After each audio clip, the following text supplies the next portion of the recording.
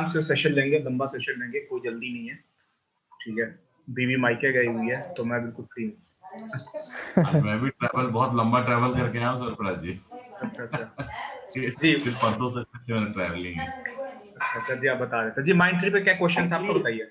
हाँ, mind tree का में जो सुबह का जो था वो पे 420 पे 1420 पे ओपन हुआ था, वहां पे तो ठीक था, लेकिन बाद में आप देखेंगे कि इसका जो सपोर्ट था 1408 रुपए का। हाँ, क्या बोलते हैं उसको, पीडीएल।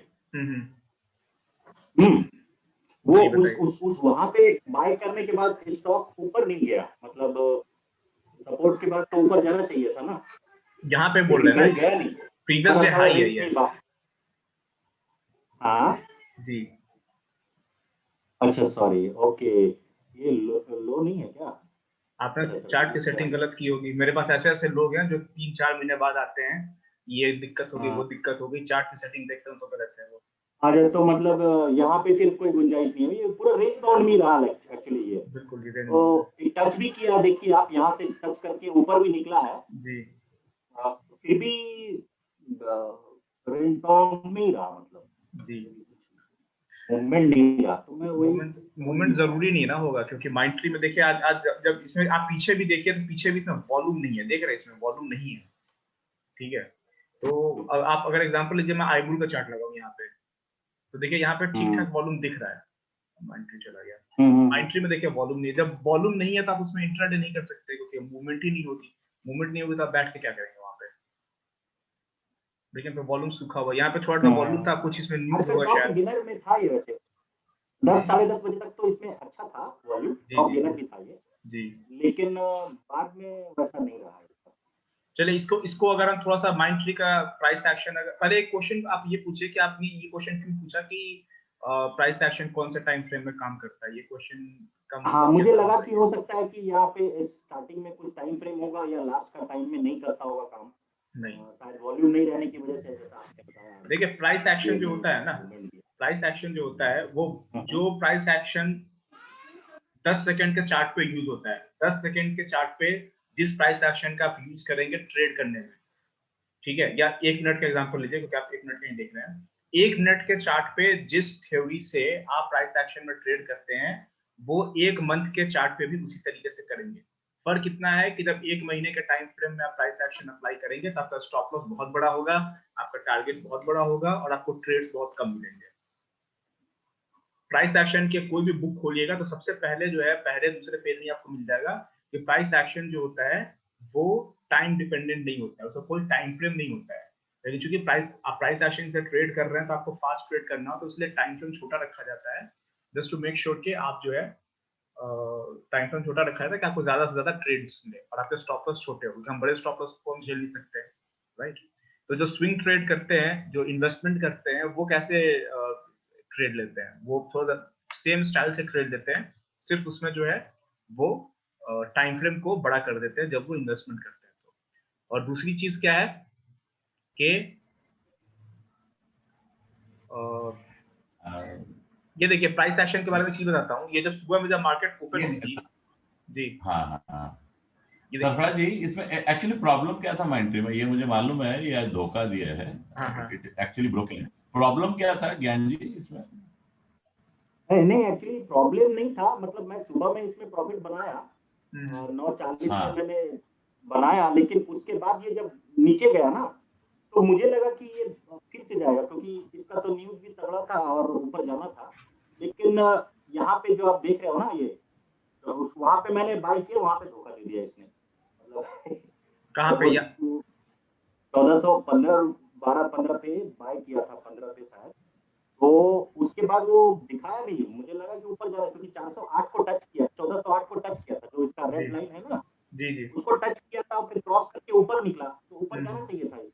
लेकिन वॉल्यूम नहीं है ना, मैंने हमेशा कहा कि अगर वॉल्यूम नहीं है ना तो फिर उसमें मूवमेंट नहीं होगा, उसमें प्राइस एक्शन टॉप गेनर में आईटी स्टॉक में 4th नंबर पे था ये, तो क्योंकि ये 1400 रुपए का स्टॉक है, तो करीब 20-25 लाख तो था वॉल्यूम, लेकिन कल तो 3.5-4% दिया है। ठीक है, ओके, आपने प्रॉफिट बनाया ना इसमें? पहले में तो बनाया सर, लेकिन लेकिन दूसरे भी नहीं बना पाया। दूसरे तक ओवरऑल क्या रहा आपका?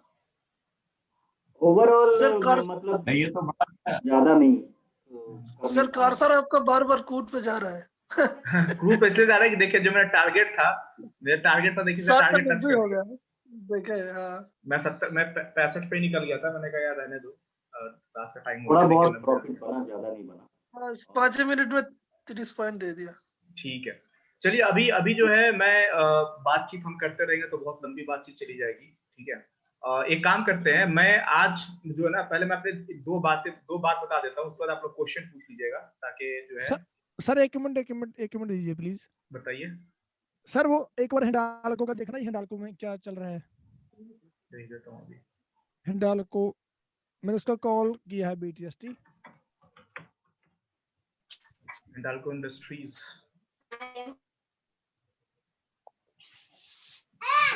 ये देखिए हिंडाल्को के साथ सिर्फ एक दिक्कत है, ये देख रहे हैं, ये वाला जो हाई देख रहे हैं ना, ये हाई थोड़ा सा रेसिस्टेंस से काम करेगा। आपने हिंडाल्को क्या कॉल वॉल बाय किया है या स्टॉक बाय किया है?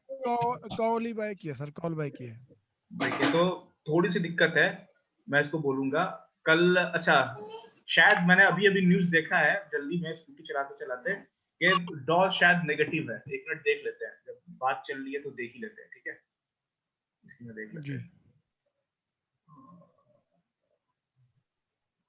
कहाँ गया डॉ यार? अगर डॉ नेगेटिव है तो कल हमारी मार्केट नेगेटिव हो सकती है, जरूरी नहीं है लेकिन थोड़ा सा। अच्छा पॉजिटिव है, तो मैंने न्यूज कहाँ देखा कि डॉ नेगेटिव चला गया कुछ प्रेशर की वजह से। हो सकता है अभी रिकवर कर गया, चार्ट अच्छा अभी भी रिकवर किया है ये। एक मिनट चार्ट देख लेता हूँ, ठीक है।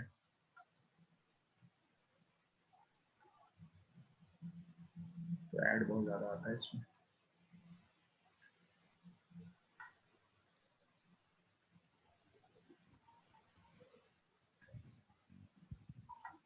कल की मार्केट की थोड़ी को प्रेडिक्ट कर दिया जाए। अच्छा देखिए ये असल में 5 मिनट के चार्ट पे ये नेगेटिव चला गया था ना, इसलिए वो फ्लैश आया था एक न्यूज का कि डॉ नेगेटिव चला गया। यहाँ पे न्यूज भी है, यहाँ पे देखिए US stock Wall Street poised to jump on Biden transition rebound hopes.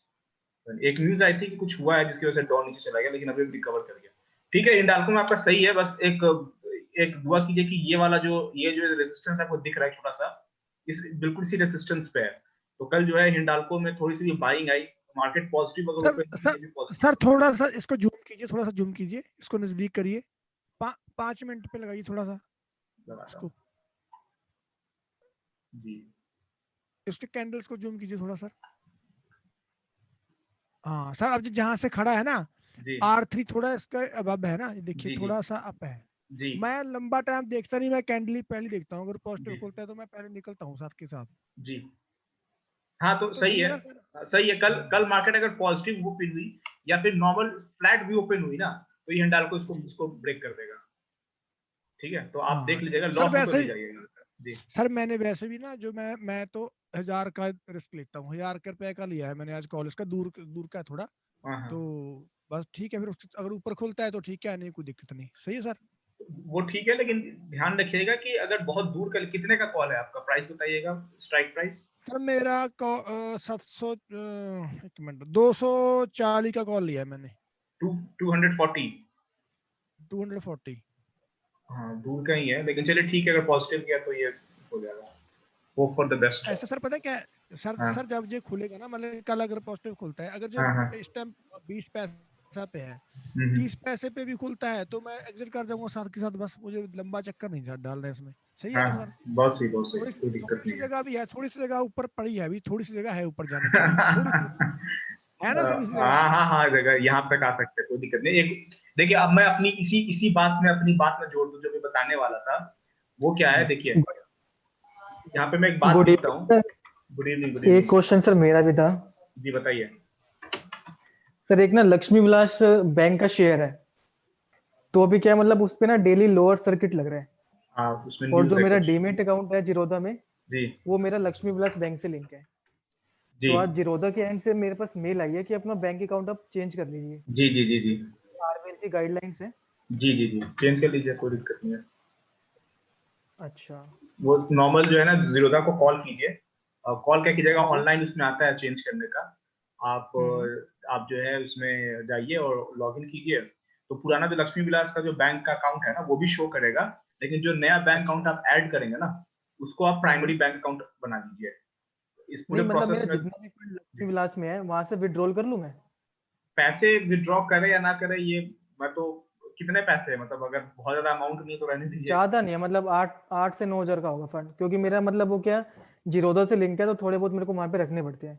बाकी जो मेरा मेन अकाउंट है वो एक्सिस में है, तो मैं उसी को मेंटेन करता हूँ। तो आप एक्सिस को ऐड कर लीजिए उसमें अपने जीरोधा अच्छा अकाउंट में, और एक्सिस को मेन अकाउंट बना दीजिए, और जब तक जो है एक्सिस ऐड नहीं होता तब तक फंड विड्रॉ नहीं कीजिए, लक्ष्मी विलास बैंक का फंड विड्रॉ कीजिए ही सर। नहीं। वैसे एक बार सर्च करना है यहाँ पे लक्ष्मी विलास का, वही मैं सर्च कर रहा हूँ। LA की है सर। अच्छा ये लग के है, S, हाँ जी हाँ जी जी, सेकंड नंबर पे। यही है ना? हाँ जी हाँ जी। ये इसमें अगर सर मैं इसको CMP में बाय करता हूँ, अगर इन केस स्टॉक मार्केट से एग्जिट भी होता है तो मैं 25 तक तो मतलब मिल जाएंगे, मतलब जहाँ पे इसने हाई लगा रखे हैं। देखिए यही चीज होती है, मैं हमेशा कहता हूँ कि ऐसे जो स्टॉक्स होते हैं ना, जैसे मैं आपको अगर अभी मैं मेरी दिन में बात हो रही थी एक भाई साहब से, तो उनको मैंने कहा कि देखिए अगर आपके पास में 1 लाख रुपए है ना, तो आपको 10,000 रुपए उसमें से, 1 लाख रुपए है तो उसमें से 10,000 रुपए जो है आपको किसी भी ऐसे स्टॉक में को खरीदने में लगाना है जिसका जिसके ऐसा दिया चुनना है जो बुझने वाला है, लेकिन वो नहीं बुझेगा इसकी उम्मीद है। जैसे उसमें से एक है वोडाफोन आइडिया, और दूसरा क्या है यस बैंक है। उसका रीजन क्या बताता हूँ, लेकिन मैं फिर से यही बोलूंगा कि ये लॉन्ग टर्म इन्वेस्टमेंट है, 10 साल के लिए आप रखना चाहते हैं, अपने अपने बाल बच्चों के लिए कुछ लेना चाहते हैं। उसका रीजन क्या है, अभी सुनील मित्तल जी ने कहा है कि एयरटेल के जो एमडी हैं, उन्होंने कहा है कि हम इस रेट पर सर्वाइव नहीं कर सकते हैं, इंटरनेट ग्राहकों को नहीं दे सकते हैं, यानी कि आने वाले कुछ दिनों में ये लोग कुछ ना कुछ करेंगे जिसकी वजह से इंटरनेट महंगा होगा, स्पेशली मोबाइल इंटरनेट, नहीं और इन सर, लोगों का अगले प्रॉफिट महीने से बढ़ेगा। इंटरनेट महंगा हो रहा है जी देखिए आपने अगले जो महीने हमारा। बता दिया जी, हाँ जी हाँ जी। तो आप क्योंकि बिल्कुल जो हमारा लीजिए। 600 का प्लान है ना वो जी जी 1000 का हो रहा है, जी। तो मैं 40% फिर महंगा से हो रहा है। बोलूंगा, जो लोग जॉब में है, स्पेशली जिनके पास में पैसा है, आप में तो बहुत सारे लोग के पास जो है थोड़े से जॉब वाले हैं जिनके पास में इनफ कैश है, तो उसमें से लक्ष्मी विलास बैंक भी एक ऐसा बैंक है जिसमें आप थोड़ा थोड़ा जो है ना इन्वेस्ट करना स्टार्ट कर सकते हैं, और ये 10 साल के लिए या फिर अपने बाल बच्चों के नाम पे एफडी करने वाले हैं, तो उसके जगह पे ये करके छोड़ दीजिए और भूल जाइए। ठीक है, ये देखिए आपको सर अच्छा अगर रिटर्न मिलेगा। इनके से स्टॉक मार्केट से मतलब एग्जिट होता है तो लक्ष्मी उस विलास केस में बैंक क्या जी, होगा सर? हाँ देखिए जी। देखिए इस बारे में बात करें तो बात लंबी चली जाएगी, लेकिन शॉर्ट में एक बात बताता हूँ। क्योंकि सर कुछ गवर्नमेंट टाइम ऑफ पहले ना इंडिया को, कॉर्पोरेशन बैंक पे एग्जिट हुआ था। नहीं कॉर्पोरेशन बैंक एग्जिट हो गया स्टॉक मार्केट हाँ से? जी सर, हाँ जी हाँ जी, एग्जिट हो गया। कितने पे एग्जिट हुआ था, याद है आपको प्राइस? सर 12 या 13 का प्राइस चल रहा था उस टाइम, तो जब वो एग्जिट एग्जिट हुआ हो था गया तो था। राइट। हाँ एक जी हाँ काम जी करते हैं, हम इसी चीज को भी हम यहाँ पे चेक कर लेते हैं, ठीक है? अभी लक्ष्मी विलास जी बैंक आपने कहा, यार एक तो इससे जी परेशान हूँ, जी। एक मिनट क्या, मैं इस बैंक के बारे में आपको बताता हूँ। आपको हमेशा मैंने कहा है कि आपको एक बहुत अच्छा वेबसाइट है हाँ screener.in, जी हाँ जी। ठीक है, इसमें आप गए, लक्ष्मी विलास बैंक लिमिटेड, ठीक है, इसको मैंने ओपन किया, इसका फेस वैल्यू 10 रुपए का है, ये अपने फेस वैल्यू से भी नीचे है लक्ष्मी विलास बैंक। और दया जी को जी शायद जी पता होगा, मुझे ज्यादा आइडिया नहीं इसके बारे में, कि अगर मान लीजिए दया जी मैं आपसे क्वेश्चन पूछ रहा हूँ कि अगर लक्ष्मी विलास बैंक जो है स्टॉक मार्केट से बाहर निकला, तो जितने भी इसके या गवर्नमेंट ने इसको डीलिस्ट किया, सेबी ने डीलिस्ट किया, तो ये फेस वैल्यू तो देगा ना अपने ग्राहकों को, या फेस वैल्यू भी नहीं देगा वो? कोई आइडिया है आपको इसके बारे में? मोर देन दैट ये निकले या नहीं वैसे? हाँ ये बात, लेकिन मैं ब्रैकेट में फिर से बोलूंगा कि आरबीआई और सेबी, स्पेशली आरबीआई जो है, कभी भी एक बार बैंक रजिस्टर हो गई ना इंडिया में, वो बैंक डिलिस्ट नहीं हो सकती है। लेकिन सर कॉर्पोरेशन बैंक तो उसका कुछ रीजन होगा, मुझे एग्जैक्टली पता नहीं है, तो मैं गलत आंसर देना नहीं चाहूंगा, लेकिन एक बैंक के यूनियन डिलिस्ट बैंक होने से, मालूम है, वो कॉर्पोरेशन बैंक मर्ज हो गया यूनियन के साथ। अरे हाँ हाँ अब जी याद आ मर्ज गया। तो हो गया। तो कॉर्पोरेशन बैंक डिलिस्ट कहाँ हुआ? वो जिसके पास अच्छा में मर्ज। कॉर्पोरेशन बैंक का जो शेयर है, उसको यूनियन बैंक का शेयर मिल गया उसको, उसके बदले में। अच्छा ये तो मैं डिलिस्ट होता तो मुझे पता होता, वो डिलिस्ट नहीं हुआ है भाई। होता क्या है कि जो कंपनी किसी में मर्ज होती है ना, फॉर एग्जांपल लीजिए कल को टीवी18 जो है रिलायंस में मर्ज हो जाएगा, तो टीवी18 का शेयर दिखना आपको बंद हो जाएगा। इसका मतलब ये थोड़ी है कि जिसके पास टीवी18 का शेयर है उसका पैसा गया, जिसके पास टीवी18 का शेयर है उसके बदले में रिलायंस का उसी सेम वैल्यू का शेयर उसको दे दिया जाएगा। उसके पास में कॉर्पोरेशन बैंक का शेयर था, उसके बदले में उसको यूनियन बैंक का शेयर दे दिया गया। ठीक है, ओके सर, बट सर इसको बाय करना सही है? बिल्कुल सही है, लेकिन मैं फिर से बोलूंगा, अगर आप इसको बाय करते हैं तो इसको आप 1-2 महीने के लिए नहीं कीजिए। एग्जांपल लीजिए, आप कहीं वेकेशन पर जाने वाले हैं, वो वेकेशन अगर कैंसिल हो गया है तो उसका पैसा लक्ष्मी विलास बैंक में डाल के भूल जाइए, उसको टच करने की जरूरत नहीं है। स्पेशली मैं इसलिए मैं बोलता हूँ, देखिए हम लोग हमेशा सेशन स्टार्ट करते हैं और ट्रैक से हट जाते हैं, लेकिन ये भी सब इंपॉर्टेंट बातें हैं। मैं एक बात बताता हूँ, जैसे मैं आंसर दे दूं क्या सरफराज जी? एक आपको जी बताइए। जस्ट वन थिंग, इंडिया का ओवरऑल कॉर्पोरेट गवर्नेंस ऐसा है कि बैंक का जो ओनर है ना, उसका कस्टोडियन आरबीआई है। ये हर एक कंट्री में ऐसा नहीं है, बट इंडिया में है, इसलिए कोई भी बैंक डूबता नहीं है। तो this will also not go down, but suggest not to invest money, क्योंकि बहुत ऊपर नीचे होगा तो उसमें ब्लड प्रेशर राइज होगा। सो रिमेन जस्ट आउटसाइड जब तक पूरा कॉर्पोरेट रिस्ट्रक्चरिंग नहीं होता है। It will take another 3 year for Vilas bank. हाँ ठीक है सरफराज जी, ऐसा I think do you agree? बिल्कुल एग्री करता हूँ, इसीलिए मैंने कहा 10 साल के लिए अगर आपको लेना है ना, तो मैं आपको बोलता हूँ कि एग्जांपल लीजिए, मेरे पास में भी 2 अकाउंट है। मेरे पास में एक एचडीएफसी का भी डीमैट अकाउंट है, जिससे मैं कभी ट्रेड नहीं करता हूँ, और ना ही जो है उसका लॉगिन आईडी पासवर्ड मुझे याद रहता है। जितनी बार मुझे उसमें लॉगिन करना पड़ता है, मुझे जो है कस्टमर केयर को कॉल करना पड़ता है। तो उसमें वो सारे शेयर हैं, और उन पैसों का शेयर मैंने लिया है, जो पैसा मैंने बचा लिया था, कैसे भी होकर बच गए थे, और उनको मैंने जो है अपने नेक्स्ट जनरेशन के लिए खरीद कर रखा है। और वो सारे पिटे हुए शेयर है, पंजाब नेशनल बैंक का उसमें शेयर पड़ा हुआ है, तो उसको मुझे काटना ही नहीं है, उसको पंजाब नेशनल बैंक कहीं भी चला जाए। ठीक है, तो लक्ष्मी विलास बैंक को उसी अकाउंट में लेना है जिसको आपको, जहां से आपको एग्जिट नहीं करना है, सिर्फ ऐड करते जाना है। ठीक है, एनीवेज मैं आपको एक अगला क्वेश्चन, एक अगली बात मैं बताता हूँ। अब मैं प्राइस एक्शन की एक बहुत ही इंपॉर्टेंट जो है बात बताने जा रहा हूँ, और कल से मैंने सोचा है कि कल से मैं अपने पढ़ाने का तरीका थोड़ा चेंज कर रहा हूँ। मैं कोशिश करता हूँ कि जो टॉपिक मुझे पढ़ाना है उसका पीपीटी बनाकर मैं ले आऊँ क्लास शुरू होने से पहले, और टॉपिक वाइज मैं चीजों को चलूँ, क्योंकि मैंने ये नोटिस किया है कि मैं जो सिलेबस कवर नहीं कर पाता हूँ, हम आम बातचीत जो है वो ज्यादा करते रहते हैं। ठीक है, एक मैं जो पॉइंट जो बताने जा रहा था वो ये है कि मार्केट हैज इनर्शिया। इनर्शिया का मतलब, इनर्शिया का हिंदी में जड़त्व कहते हैं। इसका मतलब ये है कि मार्केट जहां पे है ना, वो उसी जगह पे जो है घूमते रहेगी। किसी भी चीज में इनर्शिया होती है, जैसे कि आपको फिजिक्स का जो 9th-10th में पढ़ा होगा कि अगर आपने फोन को टेबल पर रख दिया है, तो वो फोन टेबल पे तब तक पड़ा रहेगा जब तक कि आप उस फोन को उठाते नहीं है। ठीक है, या उस फोन को बाहर से जब तक कोई फोर्स नहीं लगेगा तब तक वो हिलने वाला नहीं है। तो ये इनर्शिया का जो लॉ होता है ना, वो हर जगह अप्लाई होता है, वो हमारे मार्केट पे भी अप्लाई होता है, कि मार्केट का जो मेन जो उसका जो तरीका है मूव होने का, वो ये है कि उसके अंदर जो इनर्शिया होती है, वो जहां पे है वो वहीं पर रहना चाहती है, बहुत ज्यादा ऊपर नीचे जो है वो नहीं होती है। अब इस चीज को, मार्केट हैज इनर्शिया को जो है आप ऐड कर दीजिए सपोर्ट एंड रेजिस्टेंस पे।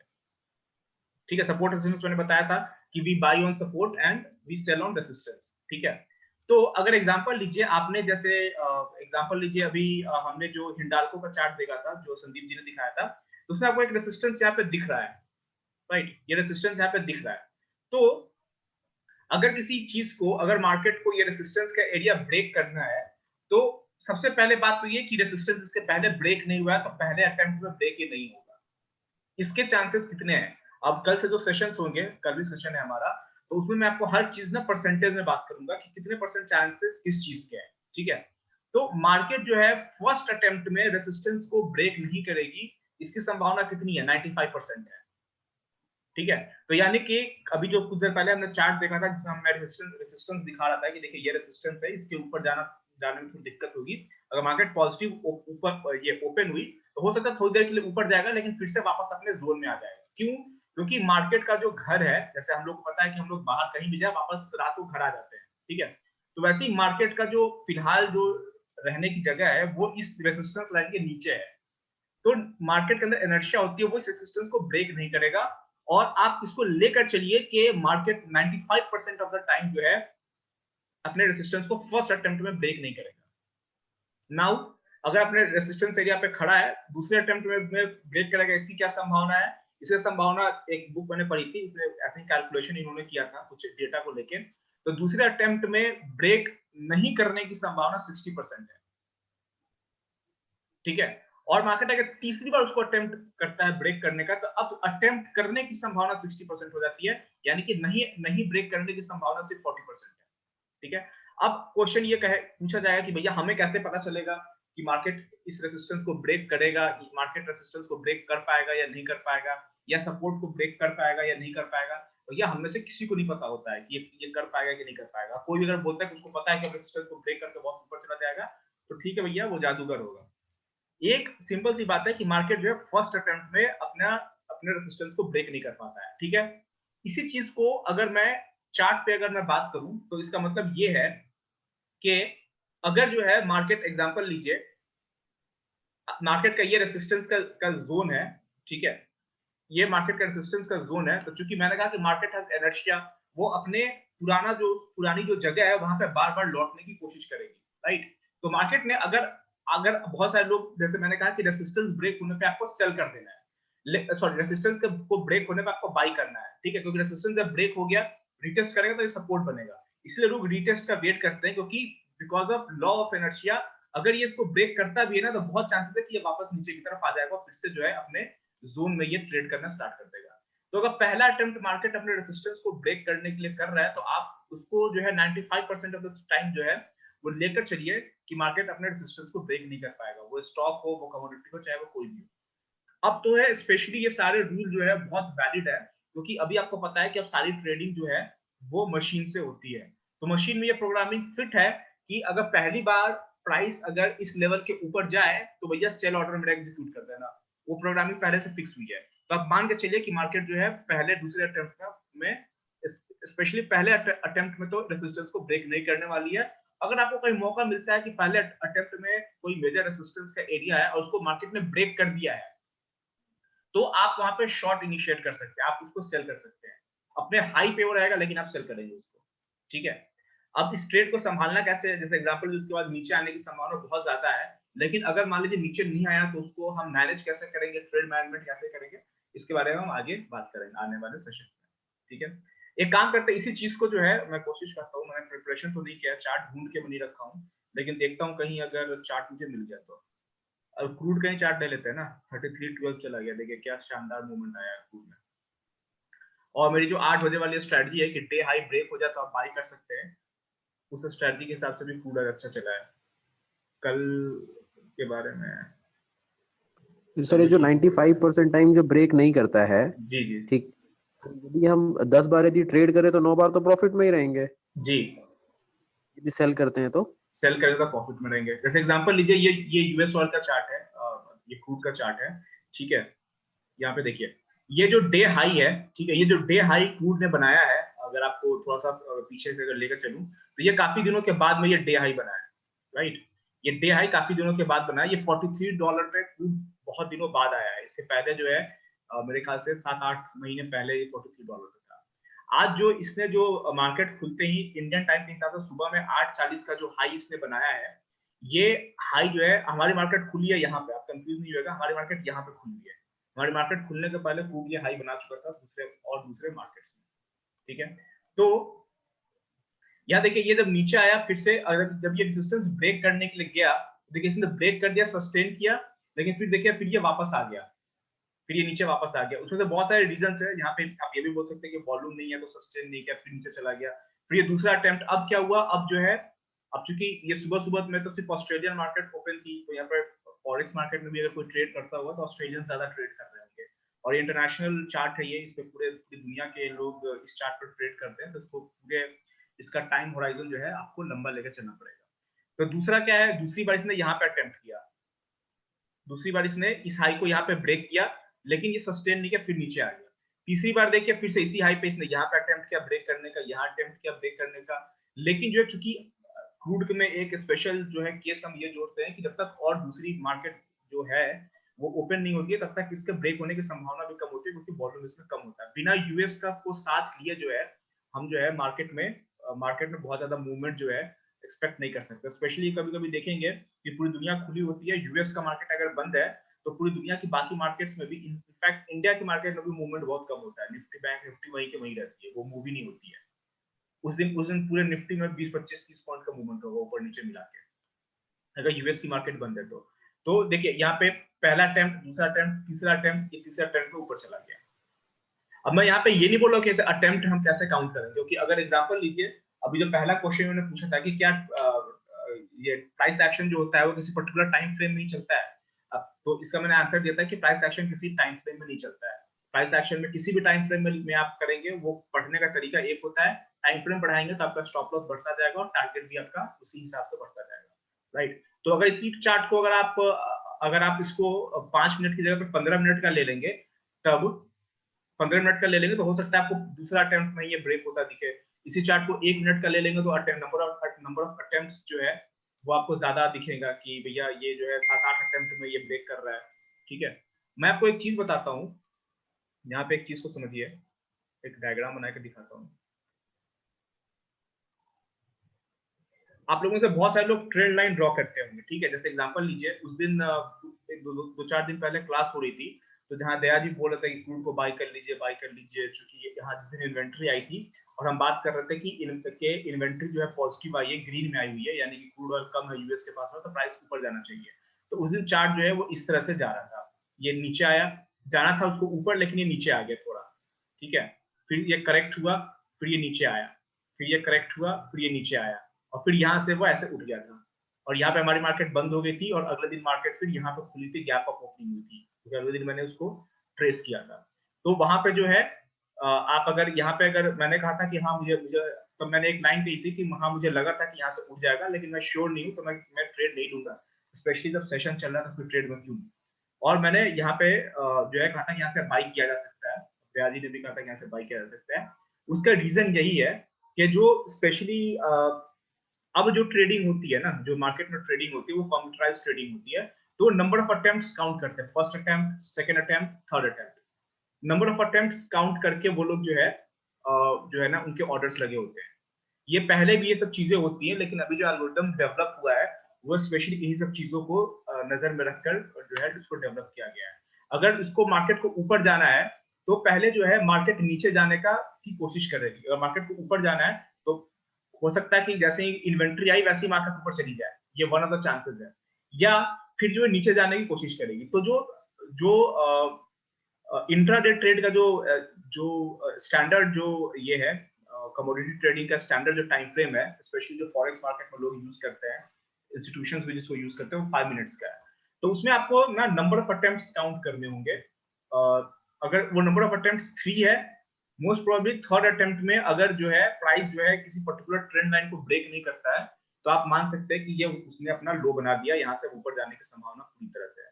मैं काम करता हूँ कल के सेशंस में, मैंने अभी प्रिपरेशन नहीं किया क्लास का, कल का जो टॉपिक होगा उसमें हम बात करेंगे कैंडल काउंटिंग, कि हम कैंडल को क्यों काउंट करते हैं। कल से जो है ना, कल जो सेशन होगा उसमें मैं बात करूंगा कि हम कैसे नंबर ऑफ कैंडल्स को काउंट करके जो है रिवर्सल को जो है एक्सपेक्ट कर सकते हैं, कि कहां से जो है प्राइस रिवर्स हो सकता है और कहां से प्राइस किसी पर्टिकुलर डायरेक्शन में जा सकता है। तो कल हम एक स्पेशल टॉपिक ये पढ़ेंगे, स्पेशल टॉपिक जो डिस्कस करेंगे, जिसमें हम कैंडल काउंटिंग की बात करेंगे और रिवर्सल अटेम्प्ट की बात करेंगे। इसका एक छोटा सा एग्जांपल मैंने आज क्या दिया कि जो प्राइस है वो अपने इनर्शिया में रहता है। अगर एग्जांपल लीजिए कहीं रेजिस्टेंस है, तो रेजिस्टेंस को ब्रेक करता है, तो पहले अटेम्प्ट में ब्रेक कर रहा है तो 95% चांस है कि ये ब्रेक सक्सेसफुल नहीं होगा, ये नीचे की तरफ आ जाएगा। या अगर सपोर्ट भी है तो अगर पहले अटेम्प्ट में सपोर्ट को ब्रेक कर दिया, तो आप देखते हो कि अगर ये सपोर्ट लाइन आपने ड्रॉ करके रखी हुई है और बहुत ही मेजर सपोर्ट का लाइन है, और आपने निफ्टी बैंक निफ्टी को देखा कि बहुत ही सीधा, इसमें रेस्पेक्ट ही नहीं किया सपोर्ट लाइन का, और सीधा जो है ना ब्रेक कर दिया। फिर आप देखते हैं कि जितनी जल्दी ब्रेक किया था उतनी जल्दी ऊपर भी आ गया, पूरा वी शेप की रिकवरी हुई है। उसका रीजन क्या है, ये जो एरिया होता है इसको बोलते हैं फेल्ड अटेम्प्ट। यहाँ पे अटेम्प्ट किया ब्रेक करने का, लेकिन ये फेल हो गया, फिर इस तरह से ऊपर की तरफ चली जाती है मार्केट।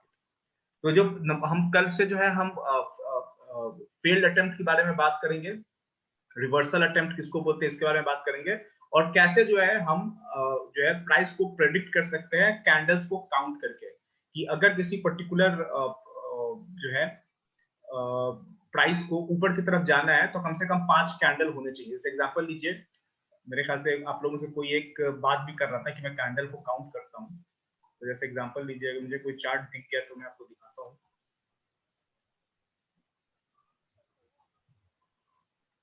चलिए अभी चार्ट ढूंढने में तो टाइम लग जाएगा। मैं आपको एक एग्जांपल देता हूं जिसमें निफ्टी, उसको आप निफ्टी से आप रिलेट कर सकते होंगे। आप देखते होंगे कि निफ्टी अगर ऊपर ओपन हुई है, ठीक है, मार्केट यहाँ क्लोज हुई थी, निफ्टी यहाँ पे ओपन हुई, यहाँ पे ओपन होने के बाद में अगर निफ्टी इस तरह से ऊपर की तरफ जा रही है तो यहाँ पर अगर लगातार जो है अगर एग्जांपल लीजिए, अगर आप कितने मिनट का कैंडल यूज करते हैं, 3 मिनट का कैंडल आप यूज करने का एग्जांपल लीजिए। यहाँ पर 3 मिनट से कैंडल पे आप काम कर रहे हैं और लगातार जो है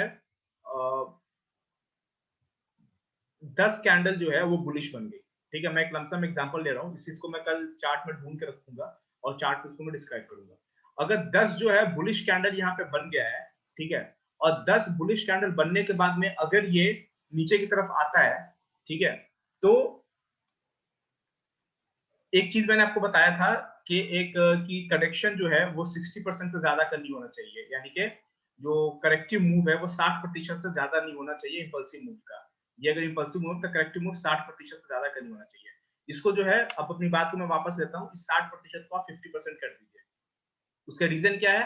अभी जो रिसेंट जो प्रोग्रामिंग डेवलप हुई है या अभी जो सबसे ज्यादा जो जिस तरीके से मार्केट ट्रेड कर रहा है वो 50% का पुल बैक होता है।